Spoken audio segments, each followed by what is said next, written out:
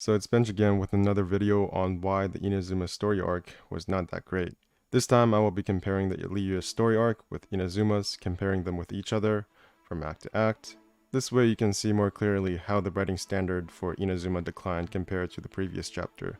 So let's get to it. Starting in Act 1 of Liyue's story, we meet Ningguang and Child almost immediately. With the benefit of hindsight, we know that Ningguang and Child both play major roles in the story throughout Chapter 1, and we get to learn about their personalities and backgrounds to a great degree. More so Child than Ningguang, but that could also be due to the influence of Child's story quest influencing my perception of the two characters. Ningguang doesn't have a story quest, so that could be a reason why. On the other hand, Act 1 of Inazuma's story is not the actual start of the Inazuma arc. It actually begins in the prologue, which starts in Liyue. It mostly consists of us getting to know Kazuha by way of a fighting competition set up by Beidou. We learn a great deal about Kazuha's backstory and the power of the Raiden Shogun.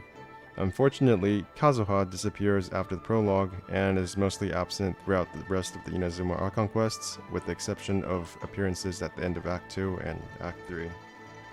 Upon reaching Inazuma, we meet Toma, who leads the player to helping the Outlanders around Rito with their problems caused by the Sakoku Decree, which means something like country lockdown. And this is really where Inazuma's problems start showing their head, because the Sakoku Decree is never raised as another problem or as a conflict for the rest of the story. It's just kind of abandoned. The beginning of Inazuma's main story therefore essentially boils down to an irrelevant side quest that could have been an actual side quest and nobody would have noticed. Back to Act 1 of Liyue, aside from meeting Ningguang and Child, we spend the rest of Act 1 meeting the Adepti, a convenient group of characters who stay relevant throughout the rest of Liyue's story and continue to have a presence in Genshin's story and lore to this day. The player goes to each Adepti and convinces them to help you on your quest. Something similar happens in Act 1 of Chapter 2, where we visit and come to understand the visionless vision bearers and their dilemmas. This is by far my favorite Archon questline in the Inazuma story, and is in my opinion the best it has to offer. Not only are the stories around the visionless interesting and unpredictable, but they grow our understanding of Teyvat as a world and how it works. Unfortunately, like Kazuha and the Sakoku Decree, they sort of just disappear after the quest and stay absent until the end of Act 3 when they make a brief appearance.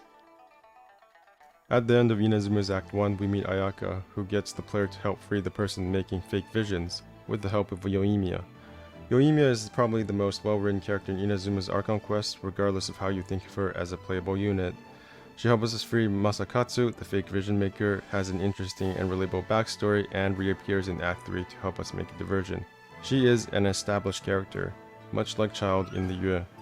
Act 2 is when Inazuma's story really starts to fall apart. We immediately fight the Raiden Shogun and save Toma from having his vision taken. This sets up not only Raiden as the main antagonist, but also presents a new mystery to us in the form of her psyche, or the mysterious world that we enter to fight her. The player is meant to become further invested and interested in Raiden as a character through the brief interaction here. However, her story is never fully developed, as we don't spend any appreciable amount of time with her, getting to know her as a person. Almost the entire way throughout the Inazuma Archon quest, our main source of knowledge about the Raiden is through other people such as Ayaka and Yae, but that is Act 3. Liyue's Act 2 takes the opposite approach, and introduces the Geo Archon to the player in the form of Zhongli, although we may not have realized he was the Geo Archon at the time. Throughout Act 2, we got to learn about Liyue and its people through Zhongli acting as a guide. We collected funerary ornaments, and interacted with characters such as Madame Ping and Qiqi. Madame Ping became a recurring character not only in the Archon quest, but afterwards as well in the Teapot quest. Qiqi is less relevant to the overarching story, but her purpose was substantial as well in getting us to fix the ballista, which familiarizes us with it as a plot device and contextualizing its eventual role in the climax of the story. At the end of Liyue's Act 2, Genyu invites us to visit Ningguang in her Jade Chamber, which returns us to the beginning of Act 1 when we first met her. Inazuma's Act 2 is far less cohesive. After escaping from the Raiden Shogun, the traveler is forced to take refuge with the resistance. There we meet Teppei, who is one of the few characters the player can make an emotional attachment to in Inazuma. Through his point of view, we interact with the Sangonomiya resistance forces, meeting Goro and helping out around the resistance camp. Once again, the transient nature of Inazuma's plot elements raises its head. Though the player does not know it yet at this point in the story, the Sangonomiya resistance forces plays little to no role in the climax of the Inazuma story, and thus the time spent helping out the camp ultimately feels meaningless. Goro too plays little to no role in the story. serving only as a convenient deliverer of info as we see later on. The Shogunate forces attack, and the Traveler duels the Shogunate forces until a cinematic plays, introducing us to Kokomi. Beto and Kazuha make brief appearances as reinforcements for the rebel side, but had have not been there at all, and nothing would have changed. Before getting into Inazuma's third act, when things really unravel, here are the things that I thought Liyue's Act 3 did right. In Act 3, we try to use the ballista to reach the Jade Chamber, which, while a minor plot point, is important to keep the ballista around as a recurring story element. We then meet Keqing, and she gives us the necessary info to get to the Jade Chamber. Keqing is probably the closest in terms of a transient plot element similar to Inazuma in Liyue's story. Her only purpose is to get us from point A to point B. Although Chi-Chi and Baiju don't matter much either, they are minor characters in the grand scheme of things, and the story never goes out of its way to portray them as anything else. Once we reach the Jade Chamber, the Traveler has a chat with Ningguang, during which we learn a bit of her lore and her background. This would be meaningless if not for the fact that she participated in the final fight with Zio. In hindsight, this provides us with context for why she matters and what the stakes are. Following the Jade Chamber is our fight with Child, which has been built up since the start of Act 2 by our interactions with the character. The conflict is neither surprising nor out of nowhere, since it has long been established that he was out for his own interests and not aligned with the protagonist. The final fight with Ozio is similarly built up throughout the 3 acts. We see the ballistas being used as weapons, the Deptai coming together to help out the Traveler, and even Keqing is there. Regardless of what I think of the fight, which I did not find very enjoyable, much like the fight with Dvalin, it was consistent with the story the game was trying to tell me. The battle ends with Ningguang making the decision to sacrifice her Jade Chamber to defeat Ozio, providing a sense of loss and gravitas to the ordeal, though not particularly heavy or permanent. The mystery behind the Geo Archon's death is then finally revealed to be the machinations of the Archon himself, Zhongli, and his contract with the Fatui.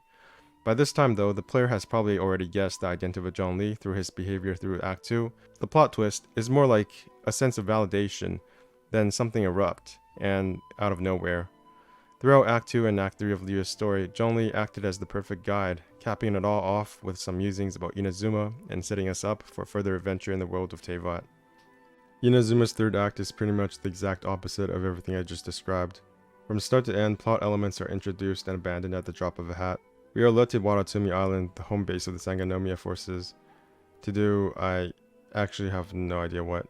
We just get assigned to the super duper task force, and we fight a bunch of trash mobs that we fought 100 times over since we land on Inazuma. I'm not sure which came first, the fighting the trash mobs or getting assigned to a unit, but it doesn't really matter either way.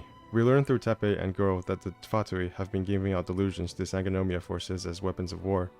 Somehow the Sangonomiya leadership had no idea this was happening, and the soldiers using the delusions age exponentially faster, therefore Teppei dies.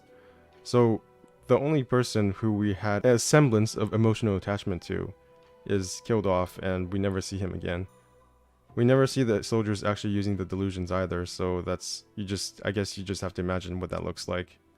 After leading Watatsumi to deal with the Fatui threat, the rebellion and its entire plotline is essentially dropped off the face of Teyvat. Neither Kokomi or Goro participate in the final battle with White and Shogun.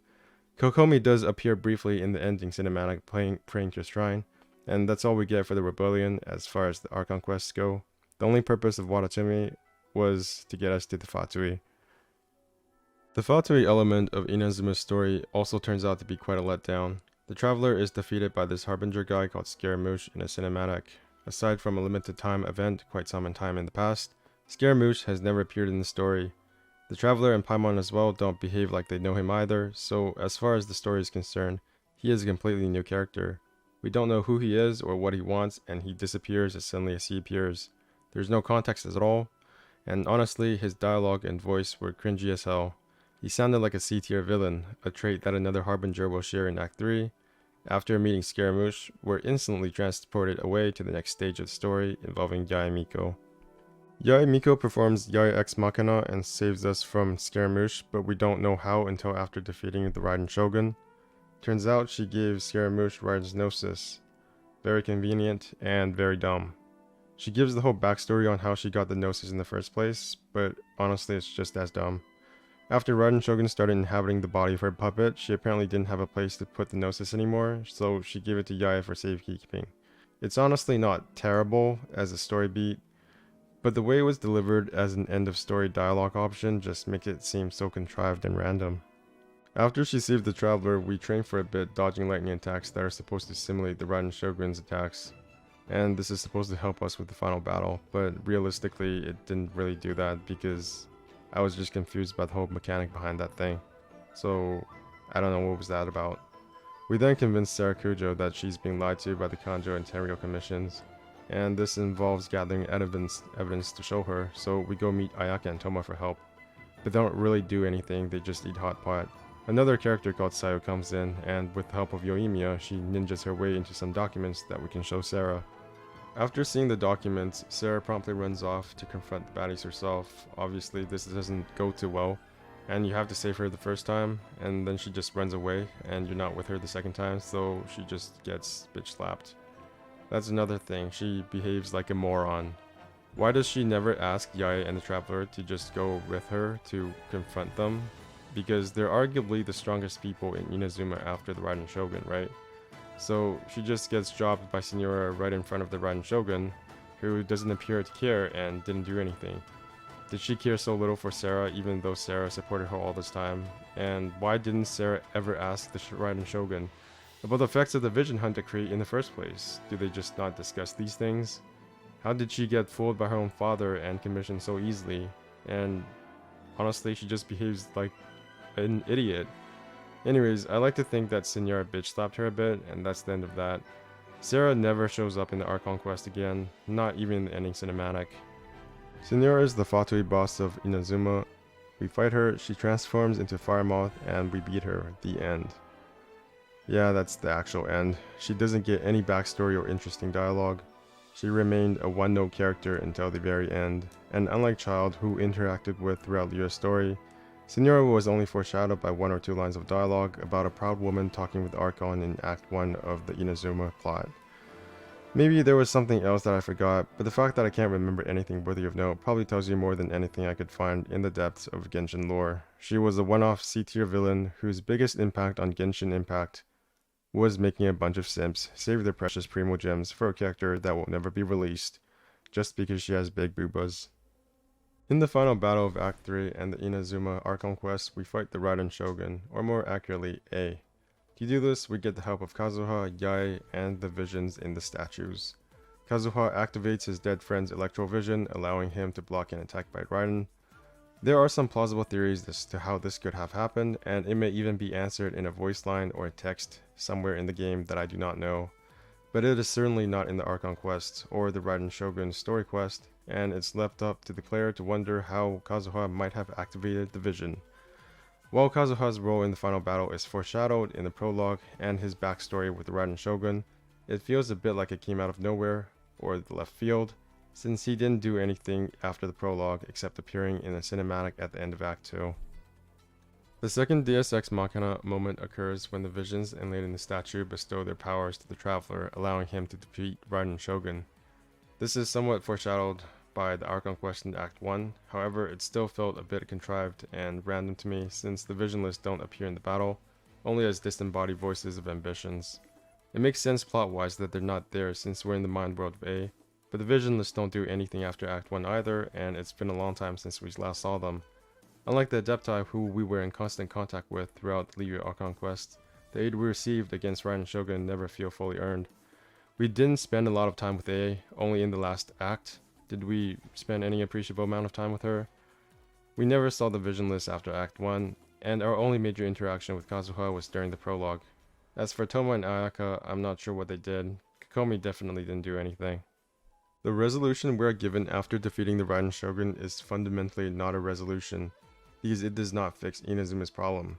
And Inazuma's problem is that the Raiden Shogun is a negligent, apathetic, and arbitrary ruler.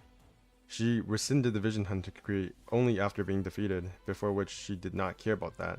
And does nobody else get bothered by the fact that she did nothing to protect Sarakujo? It seems kind of weird that she would just let Signora beat the shit out of her, right? Yeah. Or the fact that the Fatui were meddling her nation. Like, we explained that shit to her and she said it doesn't matter, so I don't know, guys. We also explained that the Inazumans were suffering under the Vision Hunt decree and she kind of just hand-waved it away. by saying that they would suffer more with the visions than without, which just sounds like complete cop-out nonsense. The characterization of A in the Archon quests paint her as a horrible person. We see two cinematics at the end of the Archon quest, one that provides backstory for A and one that serves as an epilogue. A's backstory cinematic has snapshots of key moments in her life, but it doesn't explicitly explain anything, so I found it very low quality in terms of providing a backstory for her. It was just kind of like pretty pictures, and we do kind of get hints of things, but it's not until we speak to Yai again that the full extent of A's circumstances are explained to us, even though it's buried in dialogue option. Yai also provides us information about Scaramouche and Sumeru, setting us up for the next major region we'll be heading to in Teyvat, but it also feels rushed as well because there's so much important information crammed into one instance of storytelling, and it's presented very poorly because it's a dialogue option, guys. It's just it feels rushed.